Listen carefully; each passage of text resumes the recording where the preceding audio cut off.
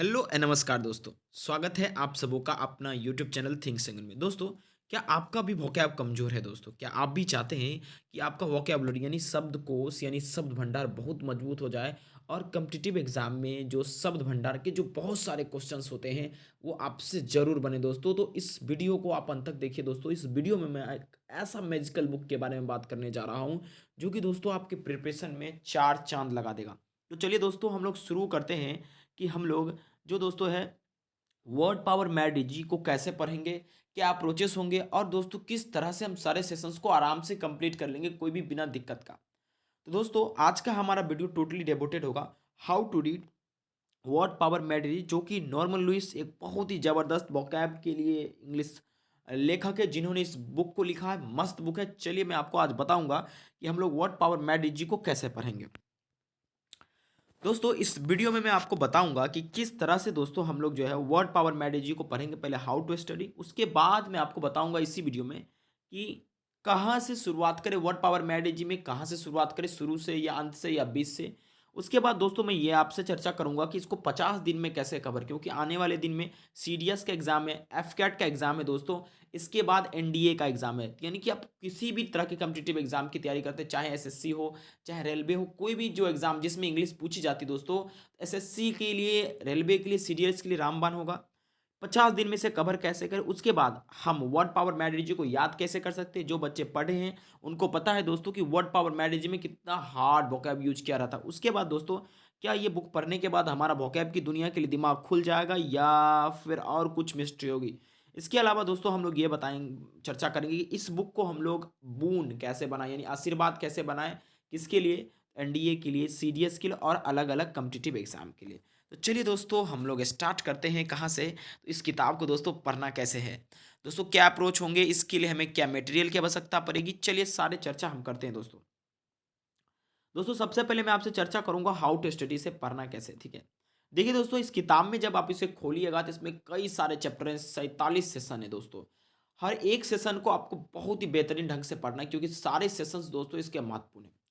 तो दोस्तों इसके लिए मैं जो आपको बताऊंगा हाउ टू स्टडी में, सबसे पहले कि आपके पास दोस्तों क्या होना चाहिए, एक मोबाइल फ़ोन होना चाहिए।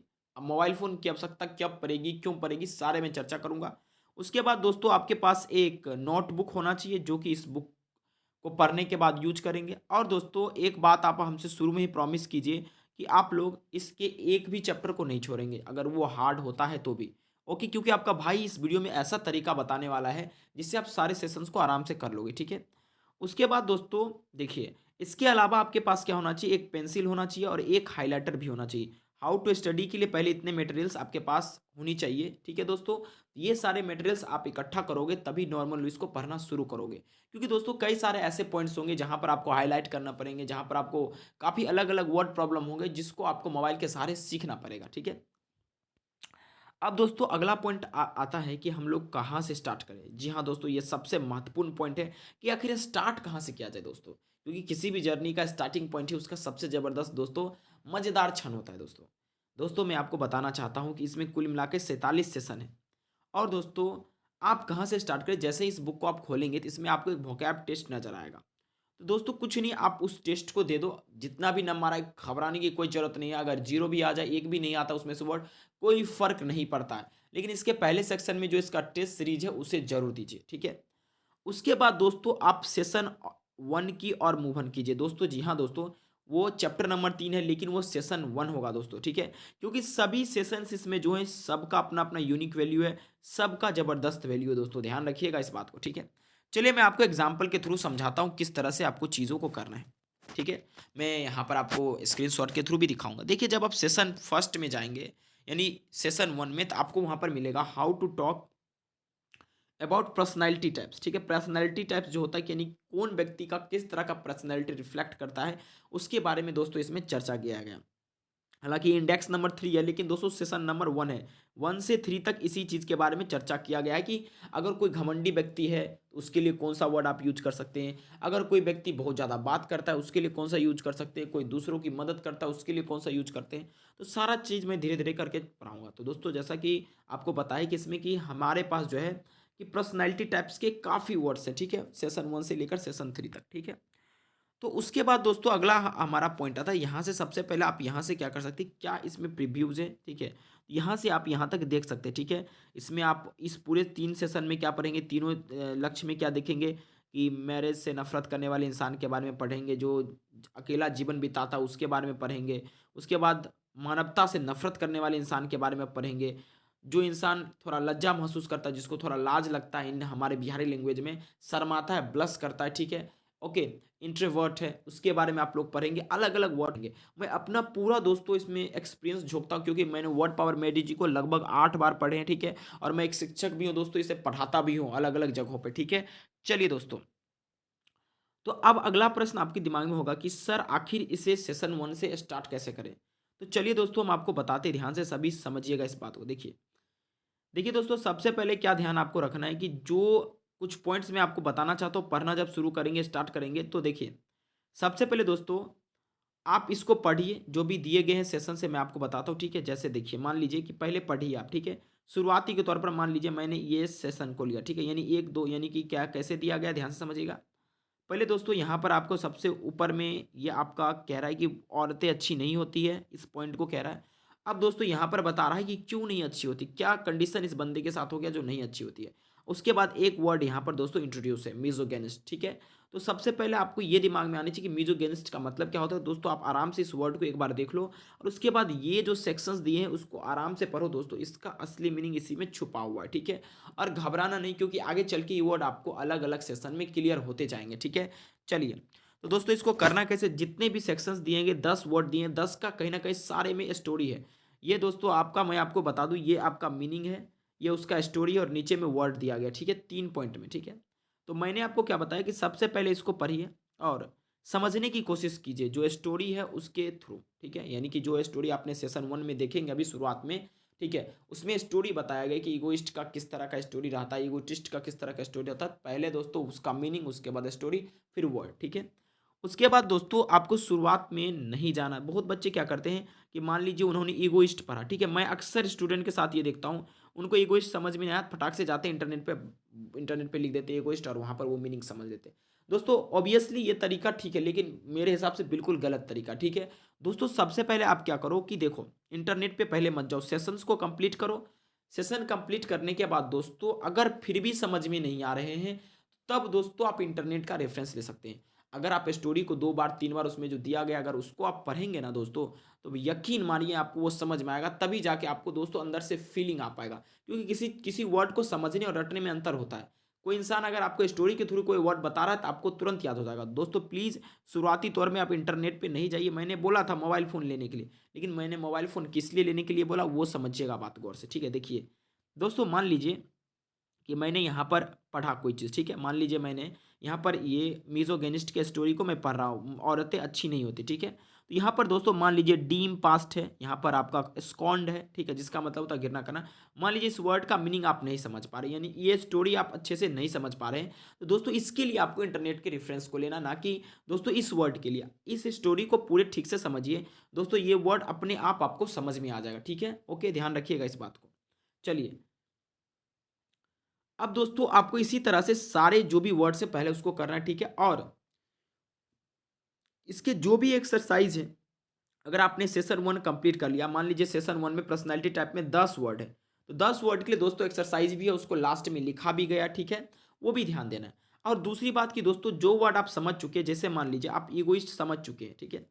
दोस्तों और आप ईगोटिस्ट समझ चुके हैं, 2 वर्ड आप समझ चुके हैं दोस्तों, ठीक है? मान लीजिए आपने ईगोसेंट्रिक जितने भी वर्ड हैं, ऑल्ट्रिस्ट, उसके बाद इंट्रोवर्ट, एक्सट्रोवर्ट, उसके बाद मिज़ोगिनिस्ट, मिज़ोगैमिस्ट, जो भी वर्ड है उसमें, ठीक है? सारे आपने समझ लिए दोस्तों, ठीक है? तो आपको कम से कम उसे 10 बार लिखना है दोस्तों, यकीन मानिए ये सबसे बेहतरीन तरीका है। मैंने इसी तरह से सारे वर्ड को याद किया, मुझे पूरा नॉर्मल लिस्ट दोस्तों याद है, ठीक है? ओके, तो आपको ये दिमाग में रखने की जो भी वर्ड आप, मैं अपना एक्सपीरियंस बता रहा हूँ दोस्तों, अगर आपका भगवान करे दिमाग अच्छा है तो आप अच्छे से अगर एक बार में समझ पा रहे हैं तो बहुत अच्छी बात है, आप रट मतलब उसको लिख नहीं सकते। लेकिन दोस्तों हमारे अंदर में क्या था कि दोस्तों हम ज़्यादा रटने की कोशिश नहीं करते थे, हम वर्ड को 10 बार लिख ही लेते थे, ठीक है? इससे क्या होता था कि दोस्तों हम हमारा दिमाग भटकता भी रहता था, तो हमारा काम हो जाता था, ठीक है? तो प्लीज़ आप एक बार अगर एक सेशन कंप्लीट कर लेते हैं ना, तो दोस्तों क्या कीजिए कि उसके जो वर्ड को कम से कम 10 बार लिखिए, ठीक है? आराम से लिख सकते हैं, तुरंत लिख सकते हैं, ठीक है? ओके? और दोस्तों सबसे महत्वपूर्ण बात क्या है कि उच्चारण इंडेक्स पर ध्यान दीजिए, यानी जो प्रोनाउंसिएशन स्किल्स होते हैं, ठीक है, उस पर ध्यान दीजिए। जैसे शुरू में आपने पढ़ा ईगोइस्ट, ठीक है, ईगोटिस्ट, ठीक है, ईगोसेंट्रिक, ठीक है। तो इस तरह से जो भी उसका उच्चारण है दोस्तों, आप गूगल पे जाइए, वर्ड को पूरा पढ़ने के बाद वहाँ पर लिखिए और उसके उच्चारण को आप ध्यान से समझिए।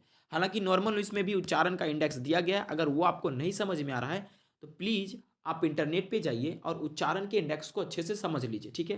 क्योंकि दोस्तों एक बात ध्यान रखिए कि आप नॉर्मल इंग्लिश इसलिए नहीं पढ़ रहे हैं कि आपको वर्ड को रट्टा मारना है। आप नॉर्मल इंग्लिश दोस्तों इसलिए पढ़ रहे हैं क्योंकि आपको अपना पर्सनैलिटी को डेवलप करना है, अपने व्यक्तित्व को ऊँचा करना है और अच्छे-अच्छे वर्ड आपको असेंबली में, आप कहीं भी अगर मार्केटिंग करते हैं, कहीं पर भी आप दोस्तों क्या है मतलब मान लीजिए गाइड के रूप में काम करते हैं, तो आपको ये यूज़ करना है, ठीक है?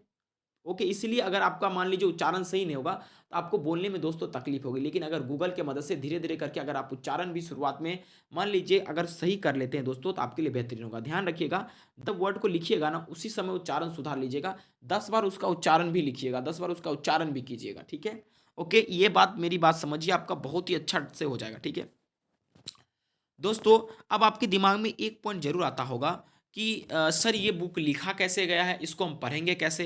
कैसे चीज़ें होंगी दोस्तों? देखिए, सबसे पहले आप जो भी सेशन करेंगे उसके शुरुआती सेशन में जैसे आपने सेशन 1 पर्सनैलिटी टाइप किया है, उसके शुरुआती दौर में आपको पहले वो 10 वर्ड बताएँगे, ठीक है? वर्ड के इंट्रो दे देंगे, उसके बाद आपको बताएँगे कि ये वर्ड आए कहाँ से हैं? इसके मूल शब्द का उच्चारण कैसे? जैसे ईगोटिस्ट उन्होंने दिया, ठीक है? मान लीजिए उन्होंने मान लीजिए मिज़ोगिनिस्ट दे दिया लिखा, तो आपको बताएँगे कि ये किस वर्ड से निकल के आया है। सेशन 2 में रूट का इन्फॉर्मेशन होगा, मानी मूल शब्द, यानी किसका जड़ है, कि मूल शब्द ही याद रख के आप और बहुत सारे शब्द को कैसे याद कर सकते हैं, इसके सेशन 2 में आप इस प्रकार से पढ़ेंगे, ठीक है? ओके। और उसके बाद दोस्तों फिर लास्ट जो सेशन होंगे इसके, यानी कि जो उस वर्ड को कंप्लीट कर रहा होगा, उस अध्याय को कंप्लीट कर रहा होगा, उसमें आप उस वर्ड के बारे में कंप्लीट इन्फॉर्मेशन और उसके अध्याय को करेंगे। दोस्तों ऑनेस्टली आपको प्रत्येक अध्याय को पहले सीखना है, उसके बाद दोस्तों उसके क्वेश्चंस को भी बनाना है। यकीन मानिए अगर आप ऐसा करेंगे तो वर्ड पावर आपको बहुत ही ज़्यादा वोकैब का कैपेसिटी जो दोस्तों दे सकता है, ठीक है? अब ये तरीका था दोस्तों पढ़ने का, ठीक है? जिससे आप आराम से कर सकते हैं। मैं आगे चल के और चीज़ें बताऊँगा। दोस्तों अब ये प्रश्न आता है कि देखिए सर एग्ज़ाम तो आने वाला है सीडीएस का भी, जैसा कि आपको पता है, एनडीए का भी पता है, एसएससी के बहुत सारे एग्ज़ाम्स हैं। अलग-अलग एग्ज़ाम आते ही रहते हैं, 50 दिन, 60 दिन, 90 दिन में एग्ज़ाम हो जाते हैं, तो आखिर 50 दिन में इसको कंप्लीट कैसे करेंगे? दोस्तों मैंने इस बुक को ऑनेस्टली अगर मैं बताऊँ तो मुझे ये बुक पढ़ने का बहुत इच्छा था, वर्ड पावर मैथ जी, क्योंकि मैं जब शुरुआत में बिहार बोर्ड का छात्र रहा था, तो मेरा वोकैब बहुत कमज़ोर था, सभी लोग मुझे गालियाँ देते थे, ठीक है? मैं डर से कुछ बोलता भी नहीं था। दोस्तों मैं अपने बारे में बताता हूँ कि मुझे एंकर का स्पेलिंग नहीं आता था, ठीक है? मैं जब पहली बार पटना गया था तो मैंने इसे अंचूर पढ़ दिया था। वहाँ पर सबने मुझे मंचूर बनाकर गालियाँ दी, ठीक है?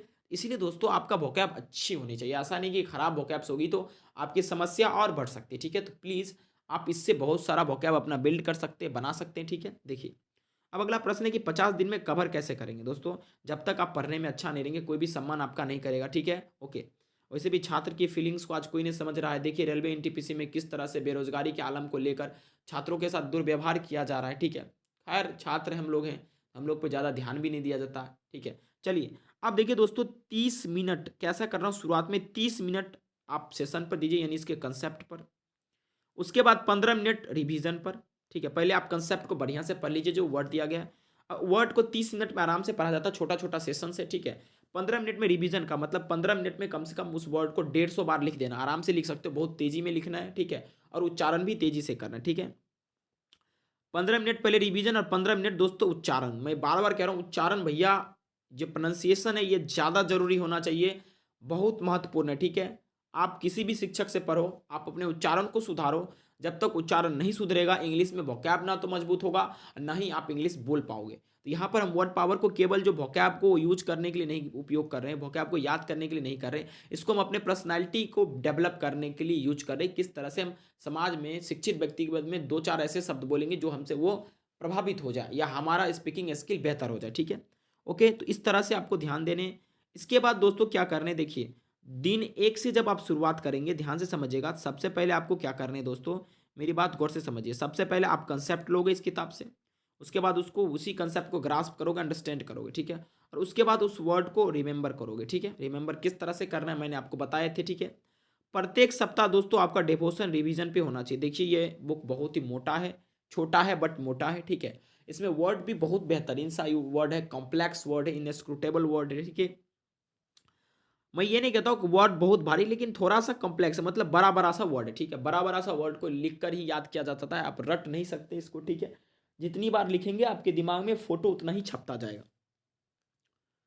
देखिए ओनली राइटिंग जो है इस बुक के बारे में आपको केवल आइडिया दे सकता है, बाकी तरीके पता नहीं। अगर आप भगवान की माता सरस्वती की अगर आप पर कृपा होगी, ठीक है, तो आपके अंदर में टैलेंट होगा तो आप एक बार देखकर याद कर सकते हो, ठीक है। तो ये भी अच्छी बात है, लेकिन मैं सलाह दूंगा कि आप प्लीज़ लिखिए इस वर्ड को, जितना बार आप लिखेंगे उतना ही आपका बेहतरीन होता जाएगा वर्ड। मैं अपने एक्सपीरियंस शेयर कर रहा हूँ, मैं अपना अनुभव आपके साथ शेयर कर रहा हूँ, ठीक है, कि मैंने इसको किस तरह से पढ़ा था, ठीक है। देखिए दोस्तों, सब अब अगला प्रश्न आपका बनेगा कि भाई सब कुछ तो बता दिया आपने, अब ये रिमेंबर करना सबसे बड़ा टास्क होता है किसी वोकैब को। मैंने बोला भाई रिमेंबर भी हो जाएगा ना, जैसे मैंने याद किया वो तरीका बता दो, ठीक है। देखो सबसे बेहतरीन तरीका है कि टाइम टू टाइम जितना बार आप इसे लिख सकते हो उतना बार लिखो, ठीक है। मैं तो बड़ा अजीब टाइप का क्रिएचर हूँ, ठीक है। देखिए अभी मैं किसी वर्ड को याद कर लेता हूँ, टाइम टू टाइम मैं उस वर्ड को रिकॉल भी करते रहता हूँ। जैसे मान लीजिए कि जब मैं रात को सोता हूँ तो बहुत सारे वर्ड जैसे इनस्क्रूटेबल, कॉम्प्लेक्स, मेहेम, ठीक है, जो भी शब्द हमारे दिमाग में आते रहता है उसको हम याद करते रहते हैं। मोबाइल मेरे पास रहता है, अगर मान लीजिए हमें समझ में नहीं आया वो वर्ड, या हमारे दिमाग में है लेकिन उड़ गया, तो रिकॉल कर रहे हैं अपने मन से। फिर अगर मान लीजिए उसका मीनिंग क्लियर नहीं हो रहा है, डिसाइफर नहीं कर पा रहे हैं, तो हम गूगल पे जाकर उसको एक बार सर्च कर लेते हैं, फिर से वो इस प्रकार से रिवीजन हो जाता है। तो ध्यान रखिएगा, जितना आप लिख सकते हैं उस तरह से भी रिवीजन होगा। उसके बाद दोस्तों, अगर मान लीजिए आप वो लिख कर भी नहीं कर पाते, तो आपके बगल में तो बहुत सारे ऐसे दोस्त होंगे, ठीक है, तो जिनको आप अक्सर नाम रखे होंगे, कंजूस, मक्खी चूस, ठीक है, लड़कियों से नफरत करने वाला, महिलाओं से चप्पल खाने वाला, ठीक है, पुरुषों से मार खाने वाला, पुरुषों का मदद करने वाला, इंसानों को मदद करने वाला, ठीक है, ठीक है, धोखाधड़ी करने वाला, ज़्यादा बोलने वाला, ठीक है। तो दोस्तों जैसे प्रत्येक सेशन आप कंप्लीट करेंगे, ठीक है, तो आप सभी दोस्त के लिए नाम रख दे सकते हैं। अगर मान लीजिए कोई आपका एक्स फ्रेंड है, ठीक है, मेरा बहुत सारा ऐसा दोस्त है, अगर नाम लूंगा तो वीडियो अगर वो कहीं देख लिया तो समझ लीजिए मेरा खटिया खड़ा कर देगा, ठीक है। तो बहुत सारे ऐसे दोस्त हैं जो कि बहुत बातूनी है, बहुत बातचीत करते, तो मैंने उनका नाम फिट करके अपने मन में रखा ईगोटिस्ट, ठीक है। क्या नाम रखा है मैंने? ईगोटिस्ट, ठीक है। मतलब टी इज इन टॉक, मतलब वो बहुत जो अपने बारे में, अपने अचीवमेंट के बारे में डिंग हाँकता है, डिंग हाँकने वाला को हम लोग कहते हैं ईगोटिस्ट, ठीक है।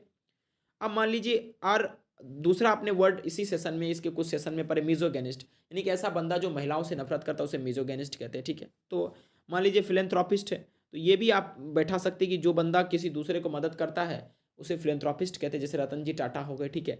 तो अलग अलग व्यक्ति अपने आसपास में भाई साहब आप उसके लिए फिट करके याद कर सकते हैं। दूसरा तरीका ये है, ठीक है। अब दोस्तों अगला मैं आपसे बात करता हूँ, ठीक है। देखिए मैंने अक्सर ट्रिक भी सेट किया, ठीक है। देखिए ट्रिक क्या था मैं आपको समझाता हूँ, देखिए गौर से समझिएगा। देखिए दोस्तों, मैंने क्या कहा था कि ईगो को पिता बनाया था, ठीक है। मैं किस तरह से बच्चों को याद करवाया था, देखो ईगो पिताजी हैं, ठीक है, उनके दो बच्चे हैं, ठीक है, एक का नाम ईगोटिस्ट है और एक का नाम है ईगोइस्ट, ठीक है। देखो अब ईगोइस्ट और ईगोटिस्ट, आप लोग अगर मेरे स्टूडेंट है बताओ, ईगो का डीएनए जैसा होगा उसी तरह से इसका बाल बच्चा का डीएनए होगा, है। ईगो का जैसा डीएनए होगा उस तरह से उसके बाल बच्चा का डीएनए होगा।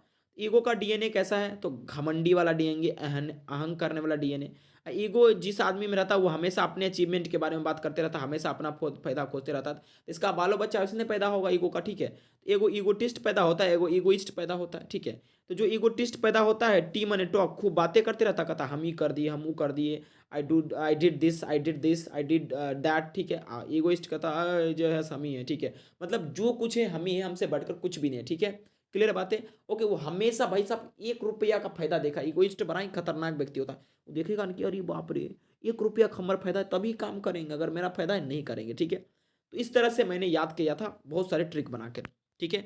तो दोस्तों ये कुछ तरीका है जिसके थ्रू आप नॉर्मल न्यूज को पढ़ सकते हैं। दोस्तों मैं कुछ आपसे विनती करना चाहता हूँ, ठीक है। वो विनती क्या है, ठीक है, वो विनती है दोस्तों कि मैं आपसे बेसीज करता हूँ, मैं आपसे प्रार्थना करता हूँ। क्या प्रार्थना करता हूँ?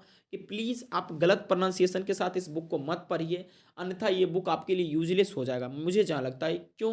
क्योंकि दोस्तों इस बुक को मैं सोचता हूँ कि ये बुक पर्सनैलिटी डेवलपमेंट का बुक है, ये कोई वोकैब इंप्रूवमेंट का बुक नहीं है। ये आपका सबसे पहले पर्सनैलिटी को डेवलप करेगा, बड़े बड़े लोग इसको पढ़ते हैं, ठीक है। ओके, इसीलिए आपको मैं बड़े लोगों में गिनती देता हूँ, इसीलिए आप इसे ध्यान से पढ़िए।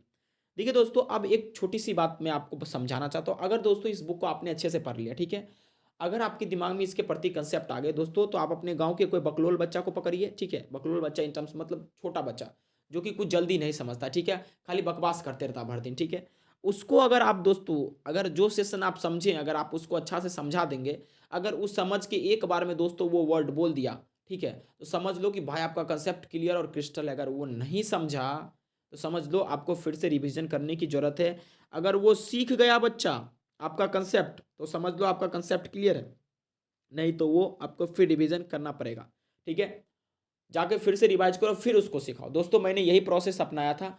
मैं जब इस बुक को पहली बार पढ़ा था दोस्तों, तो दोस्तों क्या हुआ था कि मैं पढ़ाने जब गया था तो क्लियर हुआ ही नहीं था। बच्चा सब बोले सर कुछ नहीं समझ में आया, ठीक है। तो दोस्तों मैंने सोचा कि यार क्या हुआ, तब जब मैं दोबारा इसको डीपली पढ़ा बहुत मज़ेदार तरीके से, तो मुझे ये सब बातें पता चला जो मैंने आपको बताया। उसके बाद जो बच्चों को मैंने समझाया तो कहा सर आप गड़बड़ करते हैं, आप वोकैब नहीं कराते हैं, आप नॉर्मल लुइस प्लीज़ कंप्लीट कीजिए लोग, ठीक है। तो आपको ये तरीका अपनाना है, ठीक है, ओके। आप इस चीज़ को नेगेटिव फील मत करना। अगर बच्चा समझ गया तो समझ लो कि आपका कंसेप्ट बहुत सारा ज़्यादा क्लियर है, क्योंकि आप खान सर के बारे में जानते ही होंगे दोस्तों, उनके कंसेप्ट को बच्चा बच्चा समझ लेता है। इसका मतलब उस बंदे का कंसेप्ट सोचिए, उन सर का कंसेप्ट कितना क्लियर होगा, ठीक है। माफ़ कीजिए मैंने उनको बंदा कहा, सॉरी, ठीक है। चलिए अब दोस्तों ध्यान दीजिएगा, क्या ये हमारा दिमाग खोलता है? क्या इस बुक को पढ़ने के बाद दोस्तों हमारे दिमाग में कुछ हलचल होती है, हम वर्ड के प्रति थोड़ा उत्सुक होते हैं, कुछ नया नया जानकारी हम लोग लेते हैं, ठीक है। देखिए दोस्तों मैं तो कहूँगा कि ये वर्ड बहुत मतलब ये बुक तो बहुत ही खतरनाक है, ठीक है।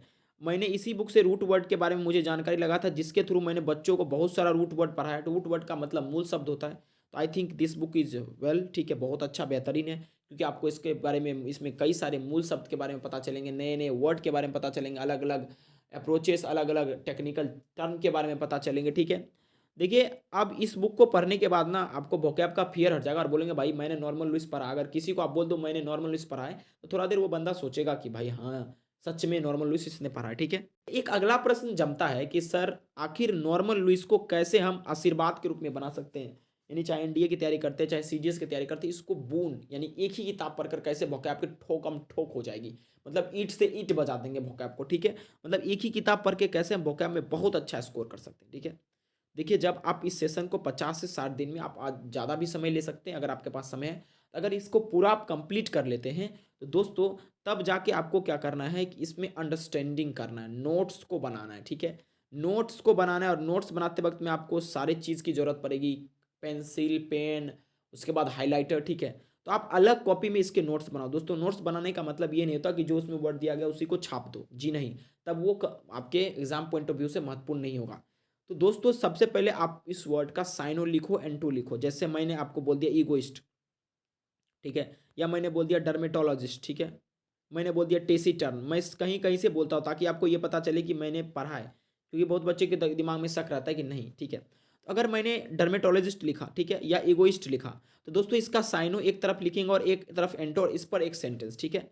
दोस्तों अगर ऐसा करेंगे ना, और उस तरह से आपको बार बार इसको रिमेंबर भी करना है दोस्तों साइनो एंटो को, ठीक है। तो इस तरह से आपके लिए कॉम्पिटिटिव एग्जाम के लिए बहुत ही ज़्यादा महत्वपूर्ण हो जाएगा दोस्तों, और एक ही केवल किताब पढ़कर आप अच्छे से स्कोर कर सकते हैं, ठीक है दोस्तों। तो दोस्तों इस तरह से हमें वर्ड पावर मैट इजी को पढ़ना है। अगर आपको ये वीडियो पसंद आया तो आपको क्या करना है आपको खुद ही पता है दोस्तों।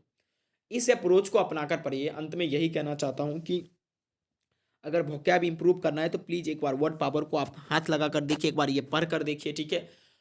और इस वीडियो को अगर आपको ये अच्छा लग रहा है प्लीज़ शेयर जरूर कीजिए। Thank you very much for watching this video, ठीक है, धन्यवाद।